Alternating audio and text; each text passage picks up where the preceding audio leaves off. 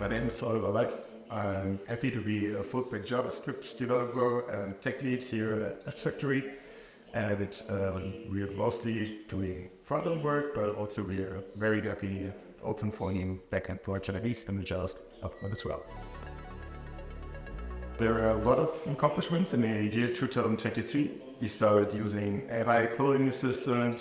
We explored new JavaScript-based CMSs. We also strengthened our knowledge in content security posts, so in web front-end security. And we also create decision registers for front-end and back-end. But I think one of the most important things that we advanced was multi-cloud development.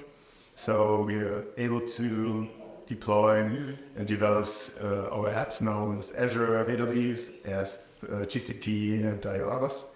And this is really cool. So basically, if you think about it in a higher level, we're breaking down barriers here, technical barriers, and we don't limit ourselves to certain technologies or cloud providers. In the end, it's just a detail to make our amazing app. And yeah, we like to embrace this open mind.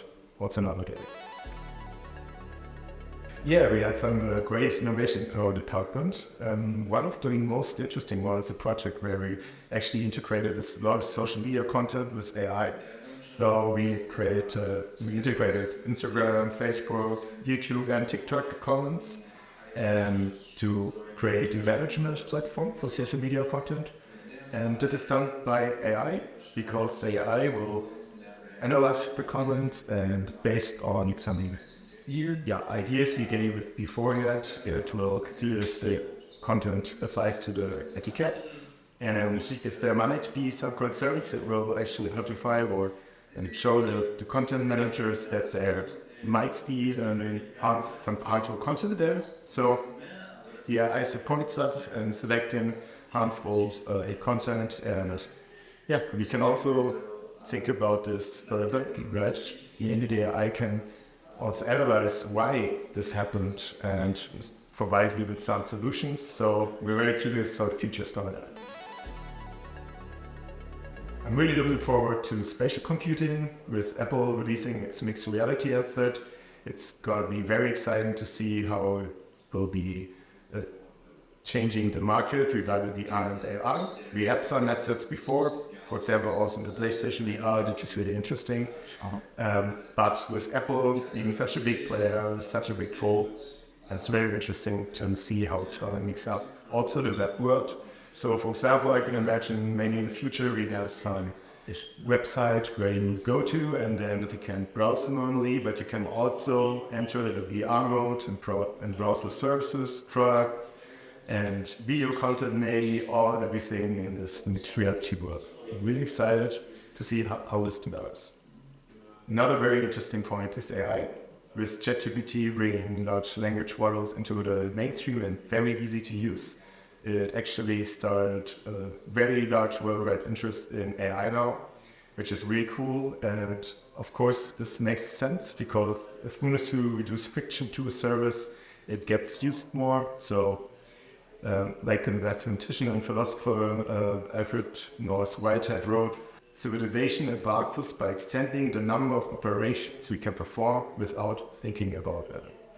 So we want to make the life of our users easier, right? Content managers as well, developers as well. So we're trying to integrate AI as much as possible. So we can do this in many different domains.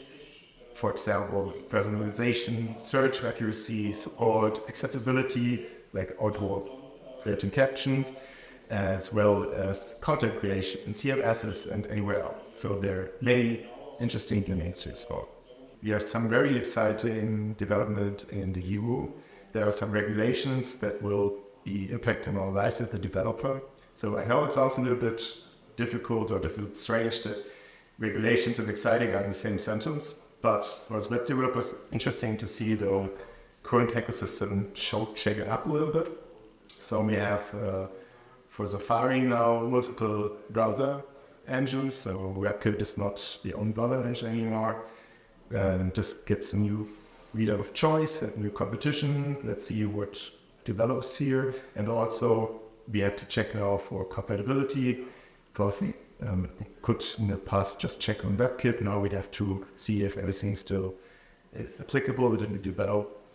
This has also impact on the PWA development. So progressive web apps are actually websites that have native web features like push notifications and also offline support.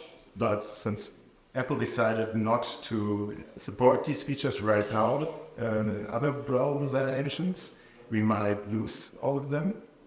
And so it's curious to see if Apple will stick to this or if PWAs come back on the file. All right, another very interesting topic is the EU Accessibility Act 2025. Of course, 2025 is not this year, it's next year, but still we should already start working on making all our apps accessible, because in the future this might be mandatory and we will need to work on that. And to do this, we can actually create more end-to-end tests that look from a user's perspective, that uses the screen reader, for example, to the application. And we, in a technical way, for example, we shouldn't look for CSS classes or IDs when we query something on a test. We should look for area attributes and for text. So actually how the screen reader user would use this web.